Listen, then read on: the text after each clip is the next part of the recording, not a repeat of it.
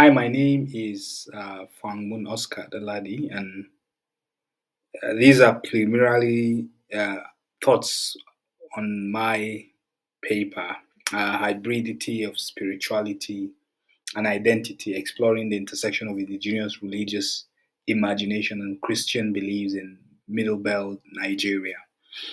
Um, I'll be happy to have feedbacks before I sort of finalize the paper.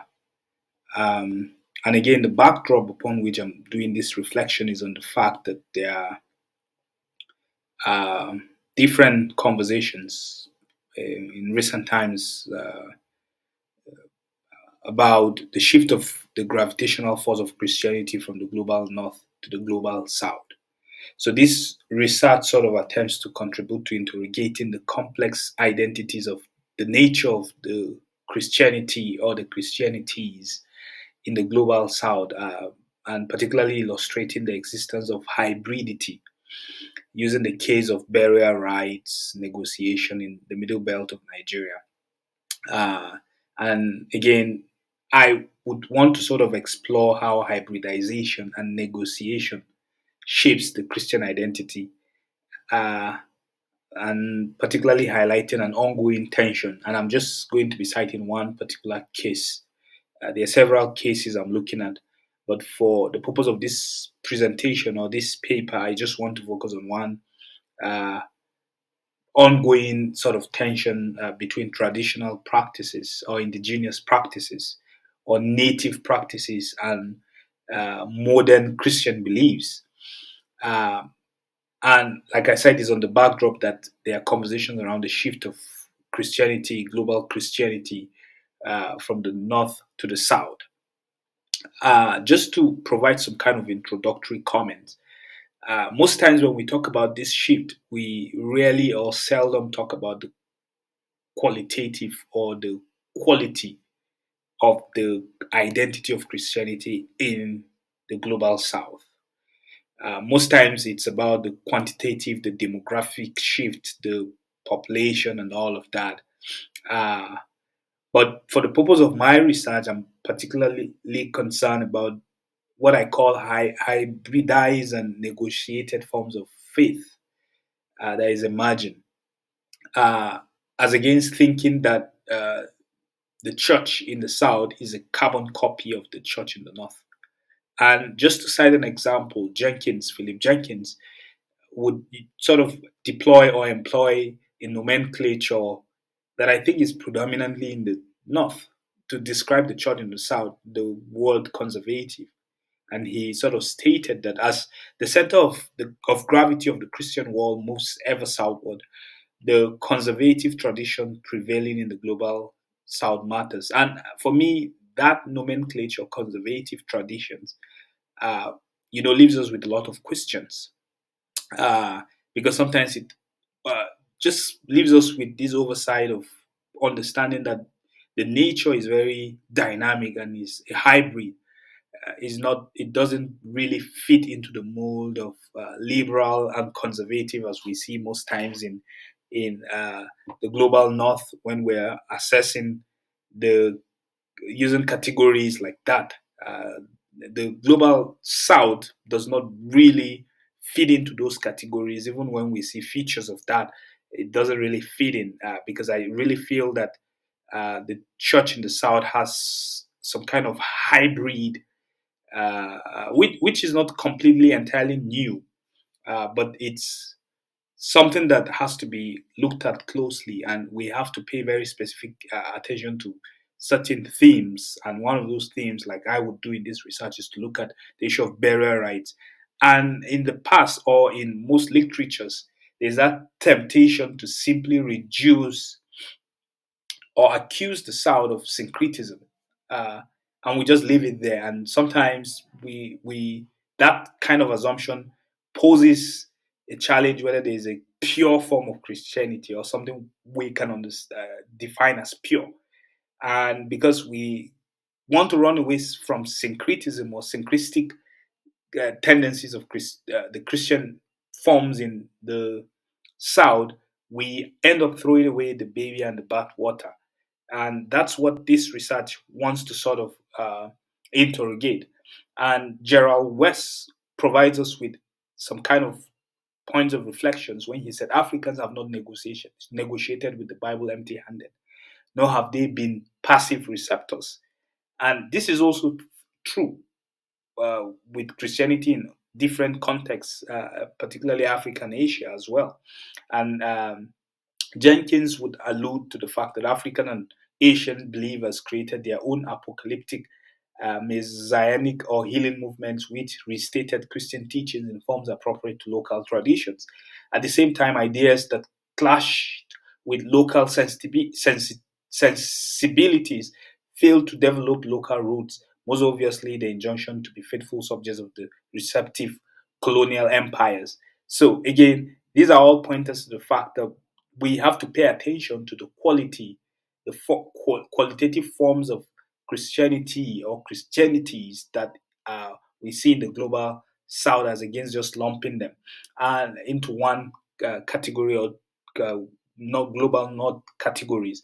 And some of the research questions I sort of deployed in this research is: the first is, to what extent have historical and contemporary Christian missions claim for a pure Christianity identity often ignored the multiplicity of identities or demean rich local cultural practices that would have enriched the well-being of Christianity in Africa? And secondly is, how can recognizing hybridized form of Christianity provide a deeper understanding of Christianity in the global South, uh, a deeper understanding of Christianity in the global South, transform its context? And then thirdly is, how can Christian missions move away from this possessional approach towards embracing the multiplicity and negotiation of identities, particularly in the context such as the Middle Belt of Nigeria? And to dive deeply into this, I would need to clarify some concepts. And one of the key concepts is identity. Identity for me is inherently multifaceted. Well, whether we're thinking of uh, human identity, religious identity, or whatever form of identity, they are usually multiplicized and they are hybridized. And I would clarify what I mean by hybridized shortly. But we need to acknowledge the fact that uh, multiplicity is evident in religious identity from the way go.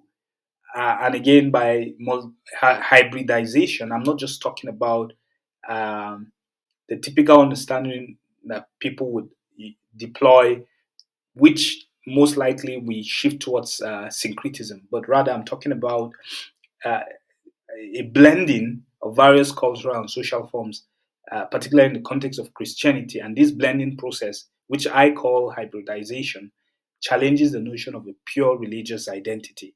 Rather, it provides us with a hybrid. And again, we have to be willing to agree that there's hybrid to a large extent. Now, hybridization, not syncretism. The term is largely drawn from biology, where it is used to describe the intermingling of different strains of species of plants and animals to produce new species. And a very classic example is the mule, which is the offspring of a donkey and a horse. Uh, uh, it's a perfect example of a hybrid. But again, we acknowledge the fact that in early times, in colonial and imperial discourses of the 19th century, the term hybridity carried negative connotation. But in this sense, it's not considered as a negative connotation. Rather, we need to move towards it as against uh, quickly classifying practices and forms from the global south as synchristic. We need to begin to ask ourselves, could this be a hybrid? And Green uses the word synthesizing, and he said synthesizing is radically different from syncretism. And synthesizing could be another word, but I like the concept of hybridity. And Green, well, further gives us some kind of context to understand a bit of how this synthesizing happens. He said it was the church's synthesizing dynamics that led it into dialogue with Hellenistic thoughts, and thereby, added to the development of its moral thinking. And he talks about even how St. Augustine uh, absorbed Platonic spirituality and produce a Christian understanding of mysticism. Thomas Aquinas engaged with Aristotelian philosophy and developed that great synthesis of theology, which continues to be a major source of spiritual and theological insight and practice even today. So again, synthesizing or hybridity has always been a trend in Christianity. But again, to look at it again in contrast with syncretism, uh, we would refer to an attempt to unite together those elements which do not agree. Uh, and again, Ezekiel and Kalu would talk about, would distinguish critical syncretism and uncritical syncretism. But again, for me, whether it's critical or uncritical, as far as we're still within the construct of syncretism, we're still wrestling with, um, uniting two points that do not agree. But hybrid has a way of synthesizing in a way. And the history of the early church is the history of how the church opposed syncretism and articulated her identity. But in the midst of opposing syncretism, the early church was still negotiating, and the early church uh, grew or sort of metamorphosed into a hybrid form within different contexts that it finds itself. So these are just uh, theories to wrestle with the fact that we need to begin to shift away from just putting everything, lumping everything into one basket of syncretism, and begin to think that there's an emergence of a trend which is more of a hybridity, which is one of the classic characteristics of Christianity as it journeys through different uh, contexts. And we see how Christianity has fought against other forms of syncretism. But in the case of hybridization, it involves this dynamic blending of diverse cultural and religious elements, creating contextually relevant expression of faith. But in the case of syncretism, it's often viewed as negative, as a dilution of pure, beliefs. But hybridization is seen as a critical lens to understanding the evolution of religious identity, and it allows for the preservation of core values, whatever we consider to be core values, the death and resurrection of Jesus, the divinity of Jesus, and all of that. Those core values are not undermined. Rather, we find a way to negotiate with forms and practices. Having stated that, I want to talk about one primary problem uh, within the Christian faith, which is the issue of the supremacy complex of Christianity, particularly as we think about its colonial heritage.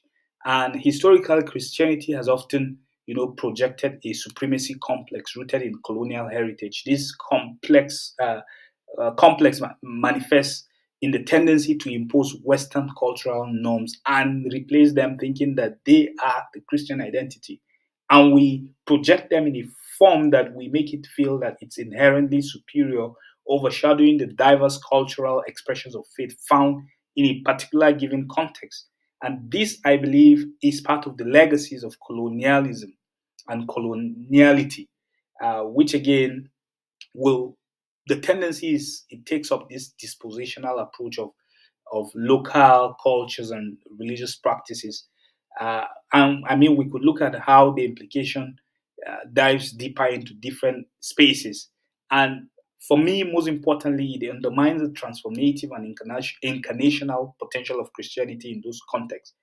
And it makes Christianity seem alien in those contexts. Um, Daniels would assert that there are many reasons why Western missionaries should carefully consider the kind of cultural baggage they import from with the gospel.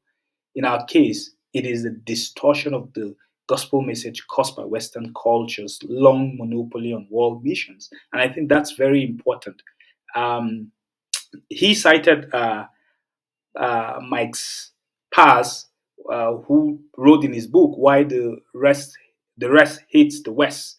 Uh, he said very many, especially third world people have this sensation that everything they hold dear and sacred is being rolled over by an economic and culturally uh, juggernaut that doesn't even know it's doing it and wouldn't understand why it is what it's destroying is important or of value. And that's so true about a lot of rich cultural heritages that you find in places like the middle belt of Nigeria, where we would look at just a simple case. But this is very critical and very important as we continue to reflect on the nature or the identity of Christianity and its hybridized and negotiated form in different contexts. And of course, the gospel brings social and cultural changes to receptors' society. However, the careless and insensitive way missionaries often treat the things that others hold dear and sacred is disturbing.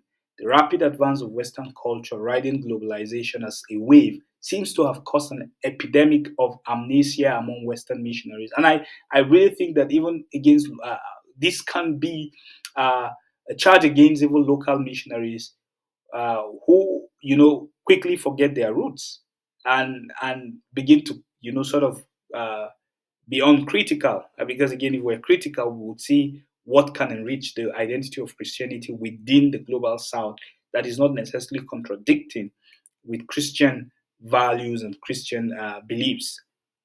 So just to dive quickly into a case, which is the burial rights in the middle belt of Nigeria. And to make sense of the middle belt of Nigeria, it's just that middle central part of Nigeria. Nigeria can generally be divided into two, but then most times we miss that middle belt because it's either you lump it to the north or you lump it to the south. So there's the northern part of Nigeria, which again is predominantly uh, Islamic, and then the southern part of Nigeria, which is predominantly Christian. That's the assumption. Then the middle belt is usually what I call the melting point. So you have that tension in the middle belt. Um, but again, we need to understand the socio-political context of the middle belt is such that religious conflicts, issues around land ownership, particularly as it connects with political and religious identities, intertwines, and the tensions that people often wrestle with. But in the midst of it, there's this theme of ancestral homeland. And this theme becomes very obvious or very evident each time an individual dies or passes away. There's that conflict, that tension. And this is just a picture from a recent mass burial as a result of religious conflict, where individuals who were predominantly a Christian community were killed, and there has to be a mass burial for them. Now, that's the context of the Middle Belt of Nigeria. Is a tension. It's a contentious uh, zone. That zone, it's a zone that it's contentious, and you would see that the contention sort of metamorphoses into even the contested burial rights. So you have issues around urban congregation that are often debating about the necessity of returning the deceased or the death of the body of a Christian to the ancestral land.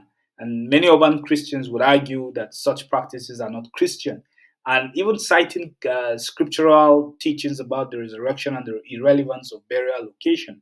But because of the socio-political context, you would see that if you undermine this belief and you simply throw it away, especially when you're using your modernized Christian understanding, then you disregard the cultural nuances that these people are often uh, projecting. Because burial rights in the middle of the belt of Nigeria, for me, it illustrates where there has to be some kind of negotiation, especially when there's an intentional conversation between uh, the modernized way of thinking about burial and the traditional way of thinking about burial. And as against just, projecting and saying it's not Christian to insist that you must take the corpse of a loved one to the land of ancestry.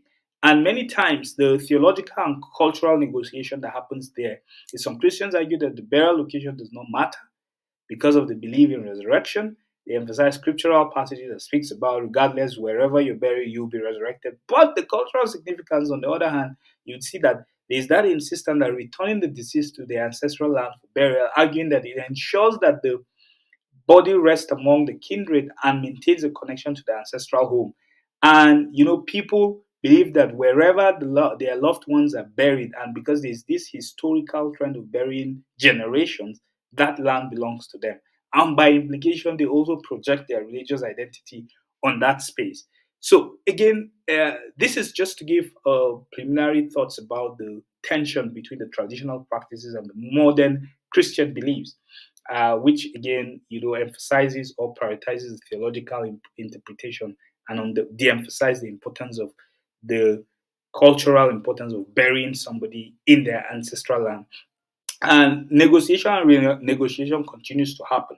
Serving as a pastor in a church that this practice became a predominant practice, it was at first a challenge. But when I thought about the economic and the social displacement, many people have moved to the city for economic reasons, losing touch with their ancestral homelands, or burial and other significant events become moments of reconnection with their roots and provide an opportunity to negotiate their identity with a modern context. So there's again, it's a very interesting theme that can be explored further, especially as we think about even the intergenerational impact of this kind of practices.